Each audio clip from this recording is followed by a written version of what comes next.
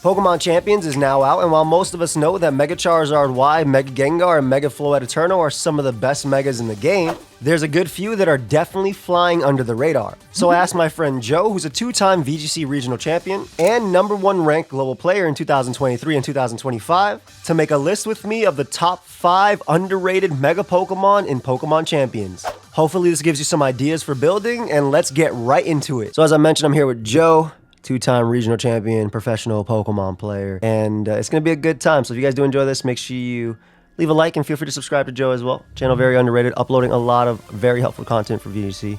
And let's jump right into it. So my first Pokemon on the list is Big Man Mega Blastoise. Even though inside the game, Blastoise is very, very, very tiny. Now, the main draw for Blastoise is that extremely powerful water spout, right? Obviously, the moves on this first set, none of them are Mega Launcher boosted, but the big thing is that Blastoise threatens with that 135 special attack into Sandteens with Excadrill plus Tyranitar. You also make use of opposing rain because you tank the hits from Pelipper and Basculegion. You can do a lot. You can also side Muddy Water. There's also that one team running around with Talonflame that is running Tailwind next to Shell Smash Blastoise with Water Spout. Yeah, well, I think what makes Blastoise really good is just, that, like you were saying, the spread water damage. I mean, the reason why you see it typically with Tailwind is because its speed tier is kind of middling, right? Like, it's not the best speed tier, but, like, if you invest into it a little bit, you get that Tailwind up, it can go for big water spouts. Also, too, I think another, like, nice, like, it's just because of how the meta is, but, like, I think Sinistcha being in the meta is actually, like, kind of a passive buff for Blastoise, just because you can heal it up as you're water spouting, right? Which is really nice. And I think too, Shell Smash was also a big change for it. Being able to Shell Smash and then be as fast as it is and then do as much damage as it does is like pretty good.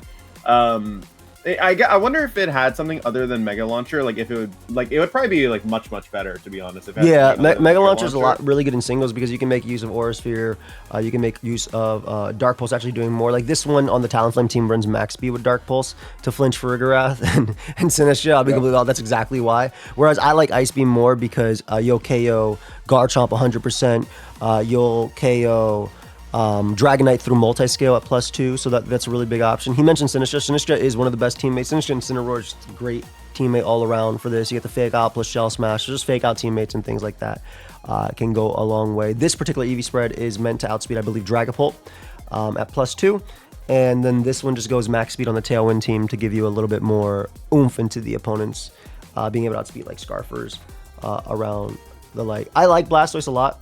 I think that a lot of games, you don't even have to Shell Smash. I actually have a lot of gameplay with it as well coming up on my other channel.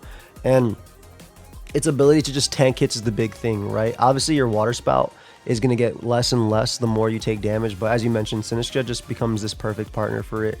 Being able not only to heal it upon entry, but to Rage Powder and allow free hits for Blastoise. I think another thing that's like also good about Blastoise is like, I think actually it has kind of that like symptom where like people see it in team preview and be like, oh, like whatever, bro, it's just a Blastoise. And then like, because I've done that too. Like I've been on ladder, I've just been like, oh, I'm just against a Blastoise, like who cares, you know? And then like it'll get to the end, they've gotten rid of like some important pieces or whatever, and I'm like, wait, actually, I'm like, this is kind of bad. You know what I mean? Like, Blastoise just wins. It sneaks up on you. Literally. Yeah, it just kind of sneaks up on you if like you don't like respect the Blastoise like water spout pressure in the back, right? So I feel like you have to like kind of play around not letting the water spout sweep you at the end. So I think it's kind of cool for that. And I think the fact that it's like this middle speed tier, like even if you go with the slightly bulkier one like you were showing, right? Like if you're using Cine and you're using Talon, now you can Trick Room to get that water spout, or you can Tailwind. And like, yeah, that's like that. I played versus a bunch of teams like that where they just either Tailwind or then once Tailwind expires, you just Trick Room, right? And set it up. Yeah, so I went 3-0 in like Master Ball rank. I was around 1960, so I was on my way to 2000 with Blastoise on stream. And then because of it's literally because of its speed tier, I was able to outslow my opponents or outspeed them in Trick Room. And then the one game I ended up losing was not Blastoise's fault. It was because my Excadrill had some HP on it because I was really greedy. It was focused at Excadrill, but it had HP on it, so it was really bad on my part. And the opposing fast Blast, I actually lost to opposing Blastoise, so it's still a Blastoise win. The opposing fast Blastoise ended up outspeeding me, so it really does have that speed tier that you can mess around with. But I really do love Blastoise, and I think it's definitely something worth trying out, especially while Pokemon like Mega Gengar, Megazard Y, and Mega Floette are top tier, and then there's a lot of Pokemon like Delphox and stuff. You kind of can take advantage at least of the Delphox route. And Blastoise is also still good on teams with weather as well. It's pretty cool with rain as well, just being able to boost it more. Next up, we have Mega Glimmora. Now, again, you're thinking Mega Glimmora, Joey, how can I use Mega Glimmora when Garchomp is on 30% of teams or more, which is a very, very, very fair, I think that's a fair argument. You're obviously going to be weak to Earthquake. You're obviously going to be weak to Stomping Tantrum. But I think you got to look more at the pluses of Mega Glimmora than the 4 times weak to ground move that's going to knock me out no matter what. Being able to smoke Incineroar in one hit with Power Gem adaptability boosted is huge, right? Being able to smoke Floette Eternal is huge. Being able to smoke Zard Y is huge. But even looking back before even Mega Glimmora, you don't have to Mega Evolve. You can bring, this is one of the mons that I think you bring with 2 Megas on your team. You don't have to Mega Evolve immediately, and you can get up Toxic Spike, right? So if they hit you with Fake Out or anything like that, like Incineroar has to fake you out. It has to, if the partner isn't like Garchomp, because you will kill them with Power Gem. And obviously you also have Spiky Shield to get some damage on them if they do. But if you stay regular, you get a Toxic Spike, and not everybody is running Mega Gengar, or Sneasler is on most teams, but that homie's usually as a lead, so you can get some advantage with that. Is there anything you want to add about Glimmora in general, besides obviously Earth Power giving you that option into Steel types? Yeah, I think like with Glimmora, what makes it strong, I mean, you're talking about the coverage into a lot of really good Megas, which I think is definitely like a big part of it. I think the other thing too, because you were mentioning like, oh, when Garchomp's in the meta, like why would you obviously like want to use something like this? I think the nice thing about like VGC specifically is that like since you have so many partners, right, you're able to kind of build around supporting it, right? So like even though it might have like a negative matchup versus one of the most common mons, in my opinion, probably one of the like top 3, right? Yes, Garchomp's literally really top good. 3. I think that like if you have a strong team built around the Glimmora, it's like very doable. And what I like about Glimmora as well is how naturally fast it is, right? So even if you theoretically went like bulkier with the Glimmora, right, which is possible, you could, if you have like Tailwind, this substitute for the lower speed tier that you'd be investing in, like you could do a lot with Glimmora. I also think that another really cool aspect about it is that like these like powerful adaptability moves and the Toxic Spikes interact, or like a Toxic Debris interaction, which I think is like nice because like Joey was saying, you force a Fake Out into it, right? If you don't, Toxic Spikes goes up and then you can attack, and I think it creates like a lot of mind games that are tricky for the opponent to navigate around. And I think that the pre-Mega also still has a decent speed tier to where it's able to outspeed a lot of stuff anyways, which is pretty cool. So I think you won't be severely punished if you choose to Mega something else, or you bring 2 Pokemon that can Mega to the game, and Glimmora isn't the one that Megas. Absolutely, right? absolutely. Yeah, I mean, naturally resisting Pokemon like Zard Y, all of its attacks, unless it's running the rare Scorching Sands, like, you're able to do a lot. Because, I mean, the sets I've been seeing the most are the Heat Wave, Solar Beam, Weather Ball, or Overheat, whatever protect sets. Yeah. Next, obviously, Venusaur, which you have to worry about the sleep, but people are checking Lumberries and doing whatever they want. Obviously, Glim plus Incineroar are really good partners. Incin's on 50% of teams for a reason, right? It doesn't matter. Like, I bring Incin into Rain. That's how good Intimidate plus Fake Out is, obviously. Like, that's my first pick into a lot of Rain. Again, just being able to threaten those. Also, naturally faster than Pokemon like Mega Dragonite, too, which they're running like the Draco, which you can tank. The Hurricane sets as well, and you can break their multi-scale. I really like the Spiky Shield as well for breaking like Sneaser's Focus Sash too, if it's not running the White Herb version. Because again, they have to respect you because you have that 150 base special attack. So even if you're hitting with a non-stab Earth Power, it's going to knock them out. So they really have to, they have to respect you. So that's why this Pokemon is like one of the next underrated Pokemon on our list. This is, we couldn't start the list with this Pokemon. And you're like, if you played VGC 10 years ago and you're seeing Mega Kangaskhan on this list, you're like, what are you doing? Listen to me. All right. The Mega Kangaskhan went through a billion nerfs, right? They got rid of Return plus Frustration. They nerfed its ability Parental Bond. And it does matter as well. Like it's strong, but it's not as strong as you think. Just to give you an idea, no Power Punch. Yeah, Power Punch is gone as well. That's the big one. No Seismic Toss either.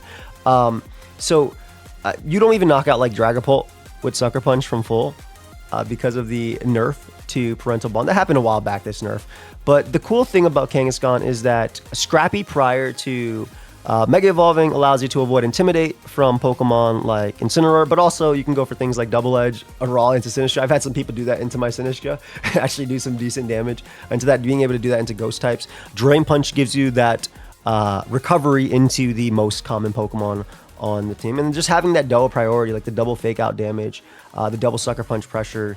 And Joe, I think you were mentioning, and I'll let you take over, about how it can get away with bulk here just because it's overall bulk, it's normal typing as well, so it doesn't have that many huge weaknesses. And this speed tier right here, you were mentioning faster than Adamant Basculegion, right? Yeah. So like obviously if rain isn't up or you're changing the weather, right, it lets you outspeed the rain Basculegions as well. I think the thing with Kangaskhan too, the like one selling point is that you can run it really bulky, you can run it really offensive, right? Like there's a lot of different ways you can train it. I would say the primary reason for Kangaskhan also struggling so much, because Scrappy was actually like with it getting buffed was actually kind of a buff for it, right? You can fake out ghost types and you're immune to Intimidate, right? On like pre-mega, but I think the problem for it was like one, not having power up punch was definitely a big deal, but two, I think the other thing is Kangaskhan probably is going to be a little bit better in like restricted formats, because usually it's better at dealing with like stuff like Lunala, right, or like those kind of Pokemon. But and like when it has supports that like do this, but right now the meta is like trending really hard towards like Sneasler being the best fighting type. And like when you have such a negative matchup against like one of the most commonly splashed mons, that's like pretty rough to deal with, I think. Yeah. So that's like definitely a knock against Kangaskhan. But in terms of its strengths, right? Like first off, if you're running Adamant Max, like the double edge power is insane, right? You're able to throw a double edge into a ton of Pokemon, and they're just going to get deleted or take way too much damage to recover from, where they'll be in range of Sucker Punch, right? The speed tier on Kangaskhan, you could theoretically go a little bit faster, right? There are a couple different speed tiers you can hit, but I think that you could also theoretically just go straight bulky, right? I think naturally without any speed investment, it might outspeed Pelipper or be close to it, because Pelipper hits, I think Modest Pelipper hits like 117.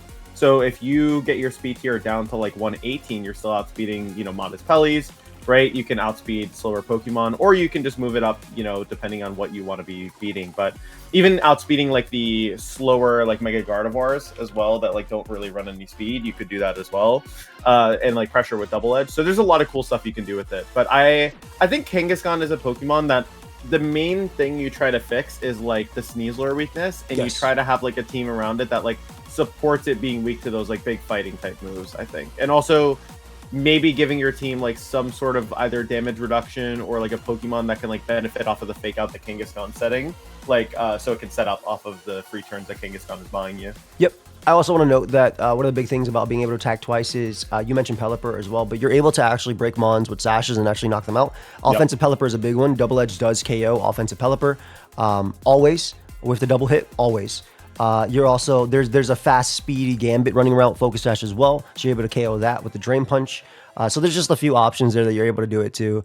Obviously, if you're able to land a double edge into Sneasler, which you can if you get an Intimidate next to it and it doesn't happen to be White Herb Sneasler, you can just knock it out with double edge too. So just being able to break through some of the more common, specifically Pelipper, the most common Focus Sash Mon outside of Sneasler, is I think a pretty big plus for Kangaskhan. And you definitely underestimate this Pokemon's damage while you're fighting it. Like you see a Kangaskhan, you're like, oh, okay, that got nerfed. I have the God Sneasler on my team +5, but it's definitely a lot stronger than you're thinking, and try it out for sure if you haven't. Speaking of try it out for sure if you haven't, right? I think Aerodactyl is a really unique one, and I left this one blank because we're going to talk about it. But Aerodactyl is really unique because everybody's running regular Aerodactyl, and you'll see Tailwind, Rock Slide, Protect, Dual Wing Beat, or you can slide on Wide Guard if you really want to. Dual Wing Beat obviously allowing you to deal, and I'm talking about regular Arrow in this case, but Dual Wing Beat allowing you to deal with Sinistcha, plus mainly popping Sneasler and doing a lot to Whimsicott if they're not the bulky variants of Sash. And it's just a reliable Tailwinder that is not Prankster or Gale Wings boosted, so it's the fastest Tailwind that could do that while being immune to Earthquake, which is really nice for Arrow. But Mega Arrow has a lot going for it. The fact that it has that added bulk upon Mega Evolution, and the Tough Claws Dual Wing Beat is a big one. And you even mentioned that you can bring down the speed if you really want to, or run a few moves here. You want to talk about that third move that you were mentioning?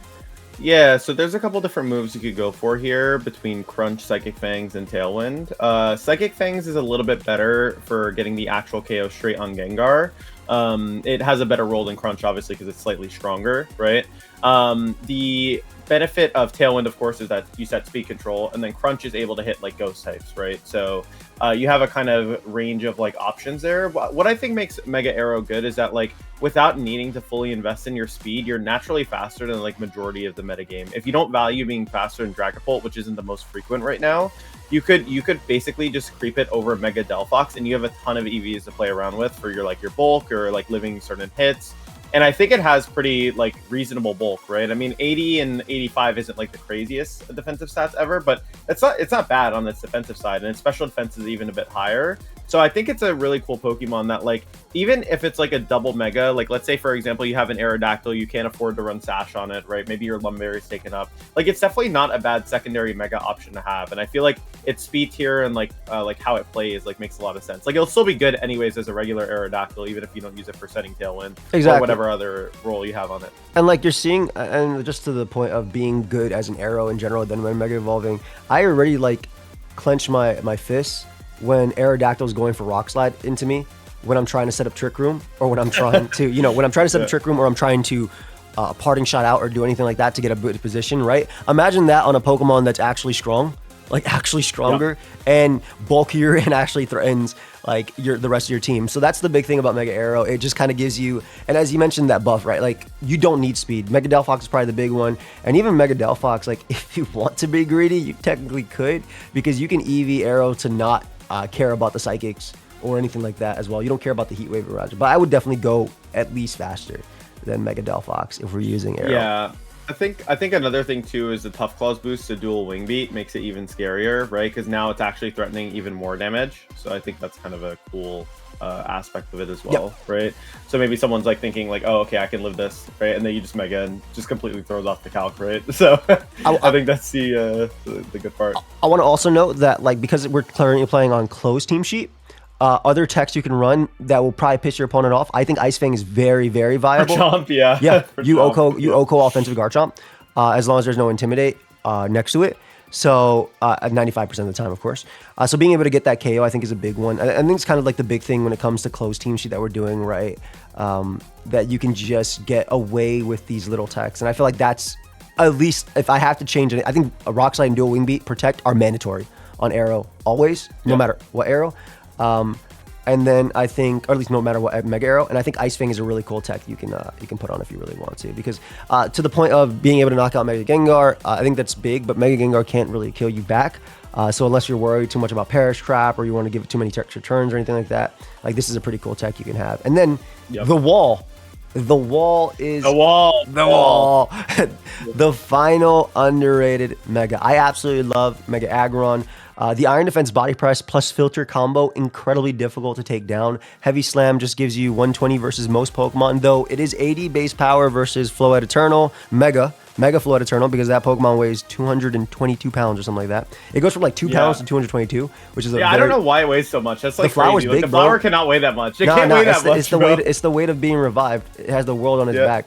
I get it. There's a lot of stress there that built up. But anyway, the reason we're running more Spadef is because you're tailored to take on. First off, you have an insane amount of defense, right? And you're boosting it even further with Iron Defense. And the cool thing about Iron Defense Body Press is you don't care about Intimidate, right? You're attacking with your defense when you're body pressing. So you don't care about that, and your body press is just going to astronomical numbers that level 50 Pokemon should not ever be hitting. Like, this is literally it, right? They should never be hitting 500, right? But just Heavy Slam is 120 base power versus most Pokemon in the format that you have to go for it, that you're not going for Body Slam into. And then the Spadef HP allows you to take on the plethora of fairies in the tier, Mega Guardy. You're also tanking Heat Wave better from Mega Delphox as well. What were you saying? Floette as well, right? I mean, even Zard, you can take the hit if you switch in Rain, right? Because it's used with Pelipper a lot anyways. So, like, it's actually kind of crazy when you, like, think about how Zard and, like, some other special fire types interact with this mon, and then you switch in Rain, you're like, oh, wait, actually, I can just sit in front of it anyways. Take it easily, The Weather Ball can do a lot when under Rain, though. But the spread move Heat Wave, you're definitely feel a little bit better when you have a Pelipper. Is there a specific reason besides this that you think that Aggron... I agree that Aggron is number one on the most underrated. I think this mon should be used, and I actually don't even think that's that hard to use. Like, you talk about a Pokemon that is very weak to a lot of the metagame. In theory, right? You're actually weak to top 3, right? You're weak to Sneasler, you're weak to Incineroar, you're weak to Garchomp, but the thing they all have in common is they're all physical attackers, and they can't knock you out in one hit, and you only need one turn to set up an Iron Defense, which you can do with your partner, or even just getting an Intimidate off on that, right? So I think the big thing with Aggron is Mega Evolve it immediately, so you go from that 4 times weak to everything to this. I think the biggest plus about Aggron too is that like you're following like a strict win condition, right? Which is get the iron defenses up on the Aggron. So it's more of like you're setting the pace of the game because you're forcing your opponent to try and stop the setup, right? Like I think the nice part about like megas like this is like you're basically playing your game and it's like, okay, you have to find the solution to stop like what I'm doing. And if I just play better at setting it up, you can't beat me. Yeah, right? Not to mention this is a great teammate with Sinistcha, man. Like this is like reminding me of this is our Chaladon, bro. It's stamina. This is stamina our Chaladon. This stamina body press our Chaladon. You're just healing it. You're taking the help, and like I immediately when I see Mega Aggron, we were talking about how I said I'll play Incineroar on Rain, right? Immediately when I see Mega Aggron, I'm thinking Sinistcha and Incineroar as partners and Pelipper, like those three, and then you go the more offensive route of Basculegion to actually have some speed in your team, and then whatever last that you actually want to do. Yeah, I actually used Mega Aggron in a couple tournaments. That's why I'm so sold on it being #1 actually. And the one thing that I think like Aggron teams require is like you have to be really smart about your techs for like Zard Y teams and for Gengar. I think those are the two worst matchups for Aggron because Gengar, when you're trapped with like a steel type, like theoretically it should be okay, but like if they're Perish, right, they can stall you pretty easily. Yeah, plus Intimidate next to it. Yeah, exactly, right. Or the other situation would be like Zard Y, of course, just setting Sun and blowing you up, right? So I think what's important is having like like cute techs next to like Aggron. So I found that like the main core around Aggron was like Pelipper, Incin, Sinistcha, like Aggron, but then your last two are like trying to like fix a couple of those problems. So whether it's like Basculegion with Scarf, right, on the team with adaptability, like Jolly, so that way you're not dependent on Pelipper to deal with the Mega Gengar, or like Lumberry Sneasler with Rock Tomb, so you can hit like Zard Y and Venu. Yep. Rock Tomb's really good on Sneasler right now. I think it's actually a really funny tech that people are using. Yeah. And like is really good with like this kind of team because you need something that could just like snipe Zard kind of easily, so Aggron can win. Yep. So it's pretty funny. So. Yeah, I mean I agree completely. And I think Aggron is I love Aggron. The wall is so fire. And whenever I see Aggron, I can only think about that video. Please check that out, guys, if you haven't already. I'll link it down below. I will not forget. But Joe, thank you so much for joining me. Guys, let us know what Pokemon you think should be included in the underrated section right now. And feel free to subscribe and sub to my boy Joe. His channel will be down below. He's uploading so much. And if you want to get better as well, he does do tutoring. I don't know if you're taking tutoring right now because you're focusing on it, or it's like a mixture. Or... It's busy, but coaching is definitely it's coming back very soon. So that's why I figured right now. Like right now, you're kind of locking in learning and doing what you can for this, and then doing it. But definitely someone who knows exactly what they're doing. And if you like Sun, right? I don't know if he's using Sun right now, but if you like Sun and you like Jumpluff, this guy is the guy that you want to subscribe Sun. That is true. Sun is his thing. Sun is his thing. We'll see you on the next one, guys. Peace.